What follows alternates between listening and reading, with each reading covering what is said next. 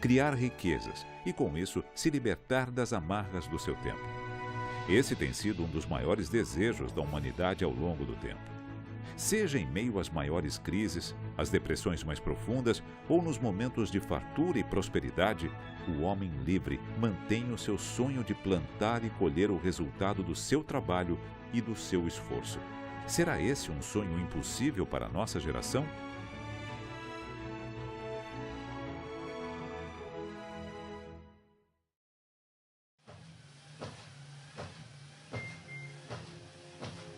So economists, game theorists in particular, tend to think a lot about the rules of the game. For a long time, economists thought about markets as if they just happened, sort of like the weather. But markets are human artifacts. They are tools that we make in order to coordinate with each other. And what game theory allows us to do, and therefore what my academic background inclines me to think about, is to think about how the rules make a difference. So different markets have different rules. Rules make a difference.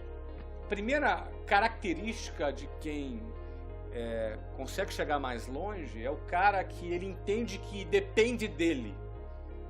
Não é que ele ignora os fatores externos, não é que ele ignora a crise, não é que ele ignora o país que ele vive, não é que ele ignore as dificuldades sociais que ele vive. Ele não ignora.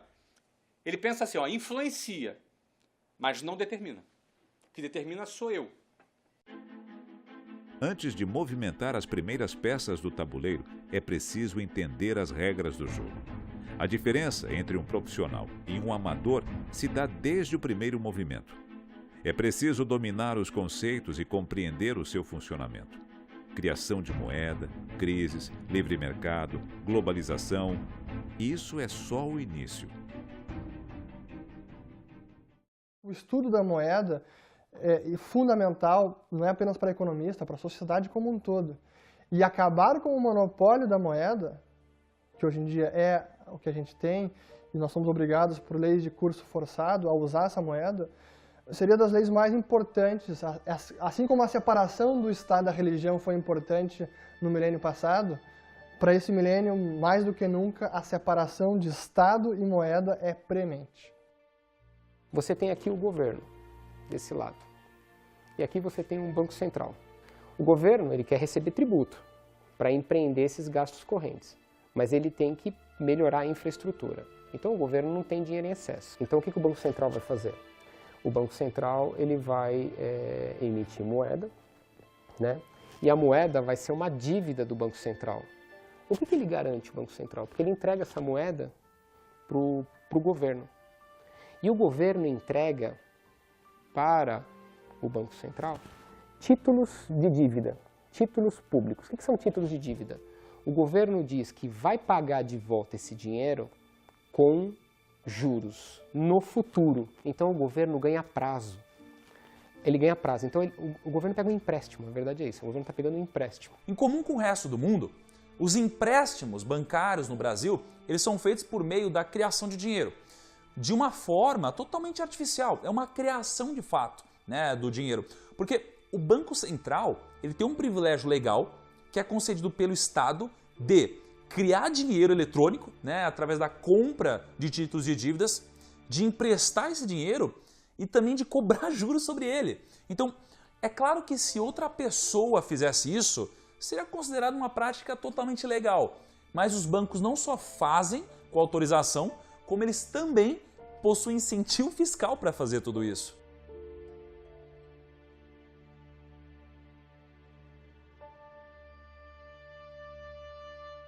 Veja no gráfico a expansão total do crédito brasileiro desde 2003. O valor chega a 2,17 trilhões de reais só em 2012. Dinheiro eletrônico criado a partir do nada ao se pressionar um único botão. Perceba a enorme possibilidade que os governos têm de usarem a moeda para benefício próprio, uma vez que a monopolizam, se apropriam e controlam a sua produção. A gente pode recorrer à medicina. Tem um termo muito interessante chamado iatrogenia. O que é a iatrogenia? É quando os efeitos colaterais do tratamento são piores do que a doença. E quando você tem um sistema complexo, que você não consegue enxergar as relações de causa e efeito, e você acha que é racional e começa a intervir naquelas partes, o tipo de efeito que você pode provocar pode ser muito pior do problema que você julgava. Então, tem que tomar muito cuidado com o intervencionismo ingênuo. As pessoas acharem que podem controlar a volatilidade, que tem que eliminar a incerteza e que eles entendem as relações de causa e efeito como se o mundo fosse linear e bonitinho. You know, instead of correcting the imbalances, we've made them bigger. Now the United States has even more debt than it did in 2008. The banking sector is actually in worse shape now than it was then. The economy is in much worse shape, and we've lost millions of manufacturing jobs since then. They've been replaced by low-paying, part-time service sector jobs. You know, we're more dependent than ever. I think the damage is going to be much greater. You know, there's a bigger bubble than it was, and so there's a lot more air that's going to come out of it. And I think it's that much more important that people understand the nature of this problem and do something to protect themselves financially. The marketplace changes in lots of ways. New technologies, new products, new services become available, and old rules may become obsolete and new rules may be needed. And market design and how we fix markets when they're broken is by thinking carefully about those rules and trying to find appropriate rules that will allow the markets to work well. We didn't learn any lessons from the 2008 financial crisis. We didn't learn that the crisis resulted from the artificial efforts by the central bank to try to generate a recovery through cheap money. Instead, by fighting the recession that resulted from the bursting of the stock bubble, they inflated a larger bubble that burst in an even bigger fashion, and they created the financial crisis. In fact, what I think we're going to end up doing is overdosing, and so that's what's going to happen. We're going to have an economic death, and it's basically going to be a currency crisis. They're going to print so many dollars to try to artificially prop up the economy that the dollar itself is going to collapse.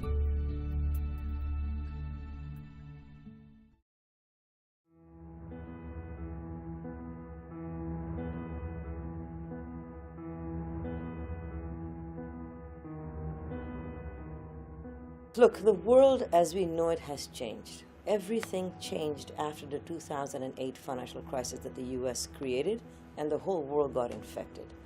After that, things have never been the same, partly because of that event, but also because there have been a series of mega trends that have been working in the background for decades now, which are changing the way in which economies function. It changes the way in which people work, and the moment artificial intelligence shows up, jobs will change and will be lost. And so there is a new era coming into being, what I call the fourth industrial revolution, and we are in the middle of it. Homem de negócios percorre distâncias maiores em uma única viagem a trabalho do que alguém da Idade Média fazia durante toda a vida. Uma semana na internet e você consumiu mais informações do que uma pessoa do século XVII. O seu celular é mais potente do que o computador que levou o primeiro homem à Lua. E sabe o que é o mais assustador? Estamos apenas começando. E essa viagem só se torna mais e mais rápida.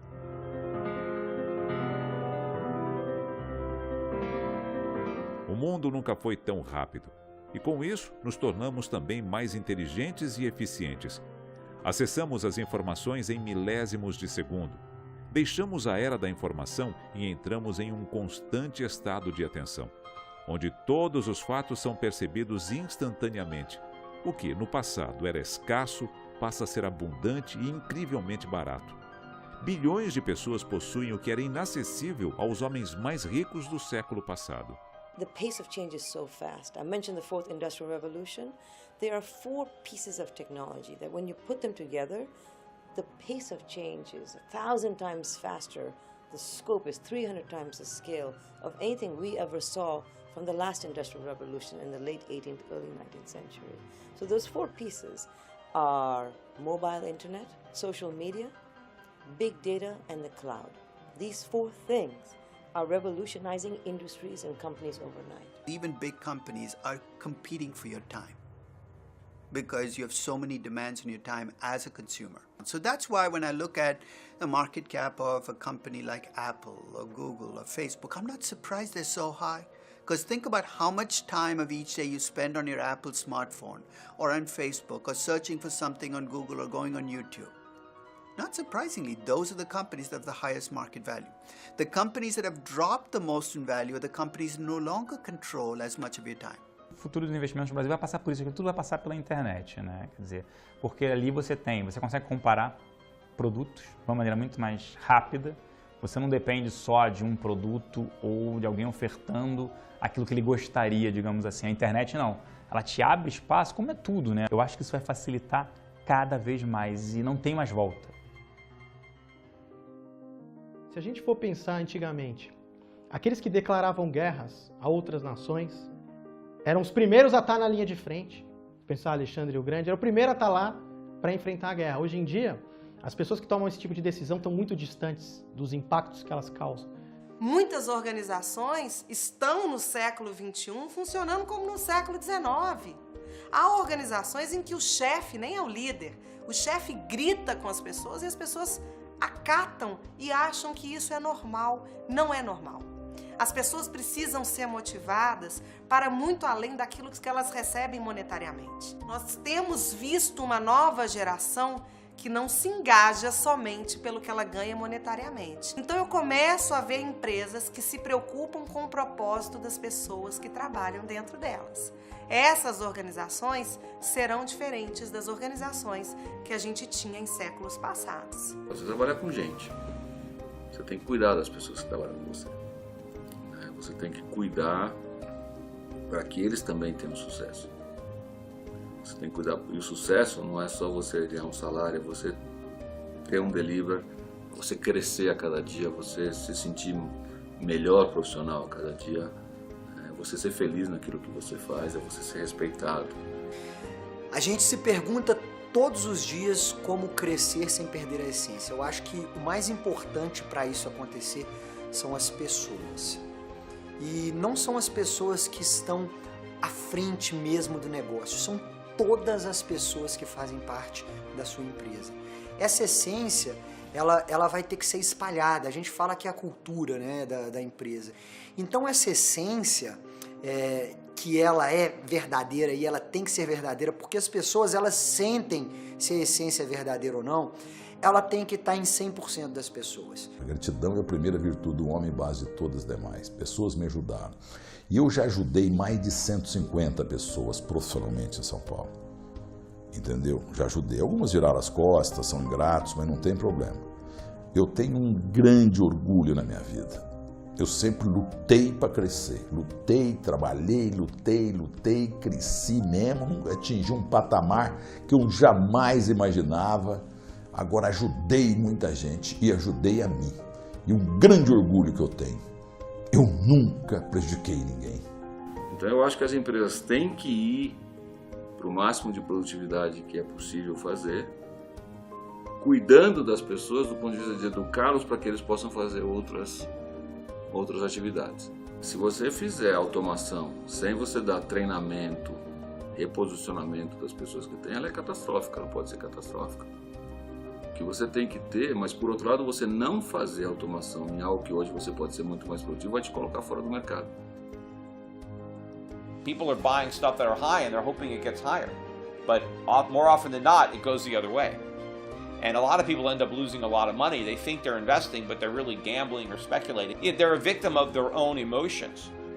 Ao passo que a liberdade aumenta, antigos inimigos perdem força. A competição desleal, o protecionismo e a busca pelo lucro extremo dão lugar à parceria, à livre concorrência e à eficiência. O consumidor se torna o senhor desse universo, ao passo que pode demitir a empresa que não o entenda. Caem os grandes conchavos e surge uma nova realidade, o império do homem comum.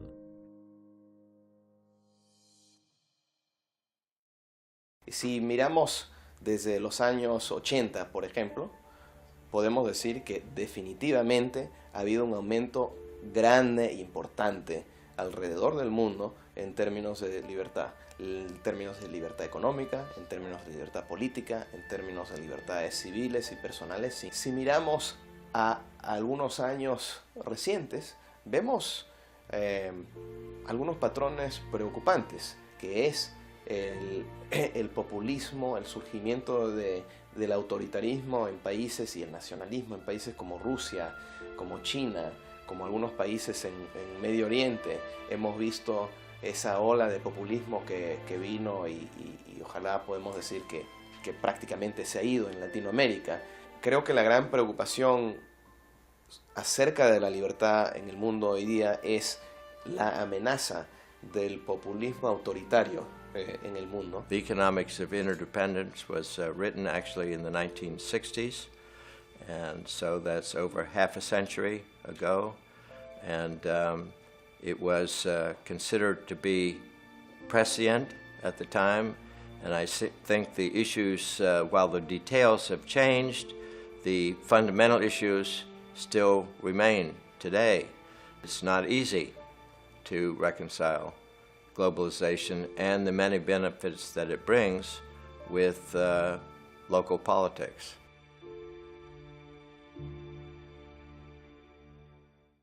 O curso da história, contada da forma verdadeira, isto é, se baseando na evolução das ideias, da cultura e da tecnologia, é o resultado do esforço e da genialidade de homens e mulheres que assumiram riscos e mudaram para sempre a forma que vivemos. Every country in the world started out poor. That's what the world was like 300 years ago. The reason that's not what Scotland is like today, the reason that Americans are not still living in log cabins, is because we had a relatively free market in those countries. And everywhere we've tried a relatively free market, we see economic growth. And economic growth doesn't mean big businesses getting bigger. It means the great mass of the people having 2 shirts instead of only 1, 4 shirts instead of only 2, a house with an actual floor instead of just dirt. It's the freer people are, the more prosperous they're going to be. And so what freedom is freedom from government. A gente entender que não é o empresário que aumenta os preços é muito importante, porque se é o empresário que aumenta os preços, o culpado pela inflação é o empresário. Agora, se o aumento de preços é a inflação de moeda, a impressão de moeda, o culpado é o governo. E aí a resposta a isso é completamente diferente. Então, quando a sociedade entender de fato que quem é o culpado pela depreciação do poder de compra do dinheiro, que ela é obrigada a usar, é o próprio governo, isso muda o chip. Liberal é o sujeito que quer ver um mundo, primeiro, moderno, né? Os indivíduos tendo oportunidades, o mérito valorizado, né? Isso é um pensamento liberal. O mercado, quer dizer, a empresa privada forte, não ficar dependendo do Estado, do governo em Brasília para tudo, né? Isto é o pensamento liberal na sua essência. E a democracia, obviamente, o regime democrático. Né? O Brasil tem um problema grande de intervencionismo, tem um problema grande de uma regulação absurda, tem um problema de as pessoas acreditarem que as ideias socialistas, as ideias de planejamento central melhoram a vida das pessoas, essa ideia de redistribuição de renda melhora a vida das pessoas, quando na realidade, na prática, eles têm boas intenções e têm péssimos resultados. O objetivo primordial da política monetária de qualquer país, desde a criação dos primeiros bancos centrais, foi financiar parte do déficit público através da emissão de moeda inflacionária, arrecadando o imposto que agravou as injustiças sociais e o desenvolvimento econômico no mundo todo. Porque nós temos uma cultura, infelizmente, que não era para ser assim, do direito muito forte, uma cultura estatista, uma cultura de achar que o Estado é o solucionador de todos os problemas. Se você faz direito, você que está nos assistindo agora, você vai ver que o seu professor de direito diz que para cada solução para o Brasil, a melhor forma é criar uma lei. E, obviamente, uma lei não dá direitos, uma lei não dá recursos, um papel escrito não pode dar qualidade de vida para ninguém. O que faz isso, o que permite que isso aconteça são as instituições funcionando. As instituições, óbvio, os direitos humanos, né? Vida, liberdade e propriedade. É uma mudança de uma perspectiva violenta de achar que o Estado é a solução dos problemas e sim que as relações entre as pessoas são a solução dos problemas. Há uma diferença crucial entre defender a iniciativa privada e defender a livre iniciativa. Livre iniciativa significa liberdade de entrar em um mercado e nele competir com as empresas já estabelecidas. E liberdade de entrar em um mercado significa que este mercado não é regulado pelo governo. seja por meio de regulamentações que impõem barreiras à entrada, via agências reguladoras, seja por meio de subsídios a empresas favoritas, seja por meio de altos tributos que impedem que novas empresas surjam e cresçam. No arranjo pró-mercado, né, na chamada livre iniciativa, existem poucas barreiras aos empreendimentos, tá? Que sofrem o mínimo de restrições e regulamentações possíveis, né? Tem mais liberdade, tem mais inovação, tem mais concorrência, de fato, ok? Agora, no arranjo intervencionista, tá? As empresas ficam na mão do governo. E quando as empresas elas são protegidas pelo governo, impede-se, né, a entrada de novos concorrentes, né, através principalmente de agências regulatórias, de subsídios, obstrução, né, de importação, e temos altíssimos tributos, ok? Que geram serviços piores a preços muito maiores.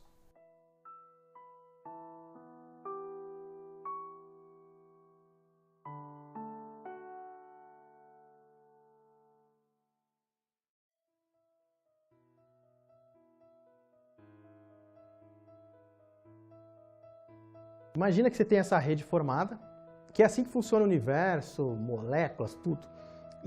E toda essa rede está circulando esse conhecimento e esse know-how dentro da rede, está armazenado ali. Quando você se conecta nessa rede, automaticamente você está absorvendo esse conhecimento e esse know-how. Isso explica porque tirar o brasileiro improdutivo daqui e colocar ele na rede eficiente, produtiva, coletiva, como o Japão e a Alemanha, em poucas semanas ele começa a produzir igual. As razões que explicam o desenvolvimento e riqueza das economias mais ricas do mundo são as mesmas que, historicamente, explicam o crescimento de qualquer outra economia. Estabilidade monetária, moeda forte, segurança jurídica, baixos impostos, livre comércio, poucas regulações, facilidade de empreender, leis confiáveis e estáveis. O investimento e a prosperidade ocorrem nesse tipo de ambiente, quando há facilidade para empreender e a garantia de que os frutos deste empreendimento ficarão com você. Então a gente tem uma situação muito clara de entender que liberdade econômica vai gerar abundância, gerou em outros países. No Brasil, como há uma intervenção violenta, a tendência de ter mais possibilidades é menor, em especial para os mais pobres. Existe algo que eu sempre gosto de lembrar, que hoje os mais pobres conseguem ter geladeira, televisão, celular, conseguem ter aquilo que o livre mercado as dá. Eles conseguem ter acesso, tem um pouco mais de dificuldade de comprar, mas tem. No Brasil, que é um país pobre, mas não tem esgoto, não tem segurança, muitas vezes tem uma péssima eletricidade, muitas vezes não tem água. Então tudo aquilo que o Estado dá é muito pior provido, em especial para os mais pobres. Called businessmen together and said, what can we do to help you? And they said, laissez-faire, laissez-passer. Just let us do, leave us alone. That's all they wanted from the government, and that's all good businessmen want from the American government. But there are businessmen who are not so successful in the free market. They're not sure they would be rich if they had to deal with competitors.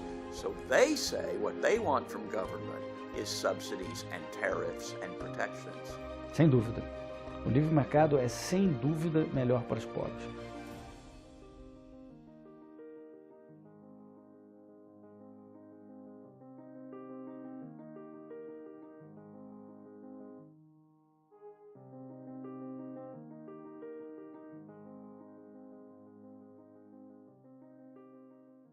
O Brasil hoje ainda tem 50% dos domicílios sem ligação na rede de esgoto, na rua. 50%. Uma coisa inaceitável.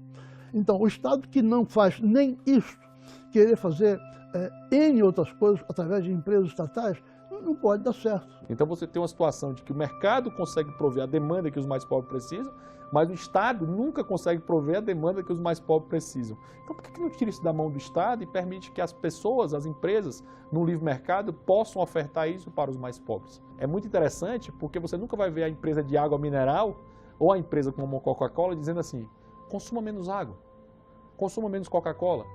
Mas você vai ver o Estado dizendo o seguinte, consuma menos água, você está consumindo demais, consuma menos energia. Já pensou uma maluquice? Uma empresa faz propaganda para que você não consuma o produto dela. Isso não existe no livre mercado. Isso só existe quando é provido pelo Estado. Por que custa tão caro se manter uma ação como empresa de capital aberto? Por que não se oferece a segurança necessária para o investidor? Quem abre o capital aqui no país, geralmente não abre o capital por convicção, ele abre por obrigação. Eu sou a favor de privatizar tudo quanto é empresa estatal, entende? E o governo centrar a sua atenção nos serviços urgentes que a população recebe hoje de péssima qualidade. Transporte público, o aspecto sanitário, educação básica, que tem que ser de muito mais qualidade, muito mais acessível, e por aí vai, né? Habitação. Ou seja, o governo não precisa ficar se metendo em petróleo, não há necessidade. A partir de 2010, o governo brasileiro quis estimular a economia através de um crédito criado do nada, onde eles lá, burocratas, direcionam, usam BNDES, bancos públicos, e conforme previsto pela teoria austríaca, isso ia gerar certas consequências. Ia gerar, no início, uma expansão da economia, né, e um agito aí em vendas e tal, mas aquilo daria em uma crise, como deu. Há um consenso entre boa parte dos economistas e cientistas políticos de que o século XXI começou efetivamente a partir da crise de 2008. Ela estabeleceu novos paradigmas sobre a forma com que lidaríamos com o dinheiro a partir de então. Ficou comprovado que as agências reguladoras não são sinônimo de segurança e que nem sempre o que o Estado assegura como confiável corresponde à realidade.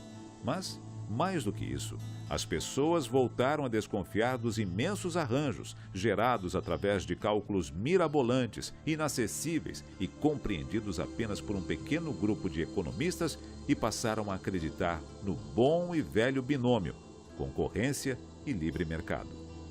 Ninguém acha que a telefonia precisa ser estatal, ninguém acha que a internet precisa ser estatal, ou que a gente precisa ter uma comida à brasa, alimento à brasa, qualquer coisa, cerveja à brasa. Todo mundo sabe que a concorrência é muito benéfica. A liberdade de não apenas poder escolher, mas também produzir todas essas mercadorias faz muito bem. Então a concorrência barateia e melhora a qualidade para todo mundo. Por que isso seria diferente na moeda? E quando a gente teve liberdade monetária de produção e de escolha de moeda, commodities ou mercadorias como o ouro foram escolhidas naturalmente pelo mercado e se sobressaíram como sendo a moeda por excelência. Ouro, prata ou qualquer outra. Liberdade monetária para mim é fundamental porque é por meio da moeda que quase todas as mazelas do Estado são possibilitadas. É o controle estatal da moeda que viabiliza financiar a guerra, que viabiliza o estado de bem-estar social, que viabiliza um assistencialismo populista, que viabiliza a Bolsa Empresário, BNDES, enfim, diversas formas de financiamento. A inovação, a liberdade e a criatividade trazem consigo uma realidade cada vez mais incontestável. O mundo se torna, a cada segundo que passa, mais livre. À medida que nos conectamos mais e mais, eliminamos a necessidade de grandes agências e de uma estrutura burocrática complexa que insiste em nos regulamentar. E o mercado responde a isso, se tornando mais inteligente e respondendo aos desejos do seu verdadeiro senhor, o cliente.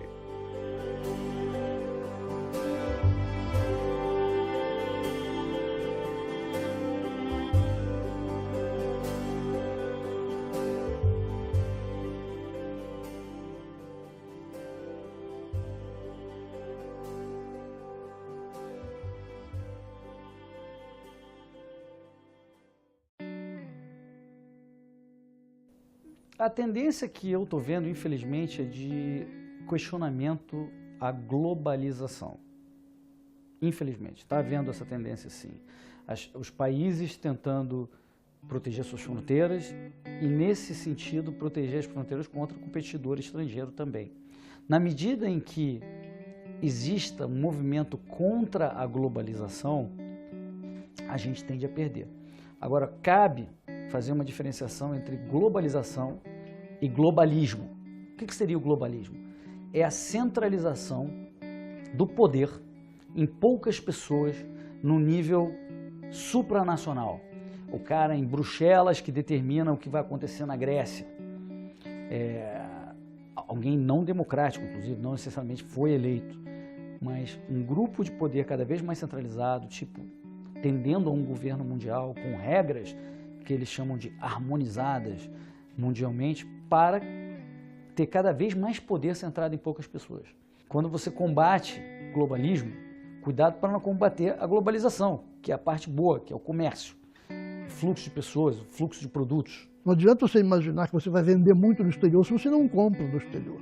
Isso é uma bobagem, uma ilusão brasileira. Nós temos muito que vender. Alimentos, de modo geral, o mundo precisa de alimentos. Nós podemos vender muito mais do que estamos vendendo. Agora, temos que comprar alguma coisa. Ninguém vai ficar comprando nossos produtos se nós não compramos deles. The consequence of globalization is the wealth creation has been uneven. The way I see it, people who live in urban environments have gained the most from globalization. So if you live in Sao Paulo, you live in New York, you live in Mumbai, you've gained from globalization. You live in a farm, a small town, you've actually been hurt by globalization because what used to be a protected business 30 years ago is now being globalized. You're facing competition from places you didn't even know competition could come from. So one of the downsides of globalization is there's been abundance, but the abundance has not been evenly spread. That's why you've seen Brexit and you've seen the political shocks to the system over the last few years, is the people who've been left out in globalization are saying, what about us? You talk about wealth creation, but all the wealth creation seems to go to those people in the cities who are in financial markets. What about us? And we need to think about how to bring those people into the abundance as well.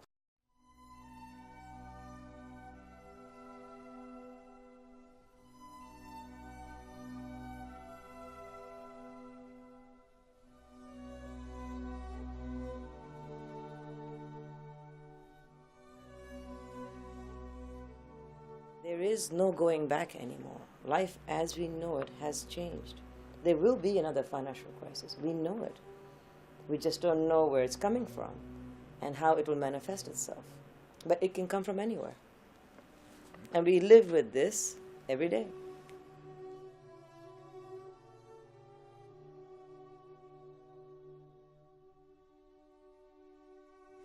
I think the most common thread in not all but most crises is greed. This last crisis was created by greed on Wall Street. The toxic assets were created by banks. They fully knew what they were doing. There was little care for the consumer or society as a whole. It was all about making money.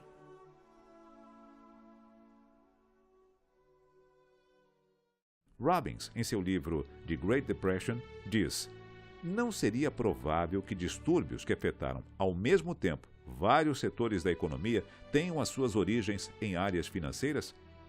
O dinheiro, colocado como vilão do século, tão demonizado pela maior parte dos meios de comunicação desde a crise de 2008, ganha uma nova roupagem. Longe das mãos e das planilhas dos grandes reguladores, ele passa a ser visto como solução, como a porta de entrada para esse novo mundo e como remédio para todos os erros do passado. Na realidade, a crise, parece clichê isso, mas a crise é o melhor momento para quem está embaixo. Aí alguém pode dizer, pô, que estranho isso. Porque o que acontece? Se tudo fica como está, ou seja, se tudo permanece estável, é bom para quem está no topo. Quem está embaixo precisa da instabilidade para ter a chance de subir. Então eu costumo dizer que a crise é o momento, é a hora da verdade. É o momento que as cartas são redistribuídas no jogo. E é o momento onde você pode ter a chance de trocar de lugar e o dinheiro muda de mão. Quantos quebram na crise? O dinheiro muda de mão no meio da crise. Então a crise, eu não gosto de crise, porém, na crise é possível você aproveitar esse momento em que muitos às vezes entram em desespero, em que muitos às vezes acham que depende da coisa mais estável. Apesar de ser um momento de oportunidades, eu não gosto. Eu prefiro navegar sem muitas ondas. Mas se tiver que navegar com ondas, a gente sabe navegar com ondas e eu penso que quem se propõe a aprender a navegar na tempestade, consegue encontrar muita chance. O pensamento determinista, ele coloca o ser humano como... não coloca ele, tira o protagonismo total do ser humano. Coloca ele como coadjuvante. Eu acho que o pior inimigo de uma pessoa é ela mesma, tá? Acho que as pessoas às vezes pensam que isso não é para mim, não? Ou eu não consigo fazer isto, o outro tem uma vantagem sobre mim, não? E pensamos que não somos capazes de realmente fazer as coisas acontecerem. E esse é o pior inimigo.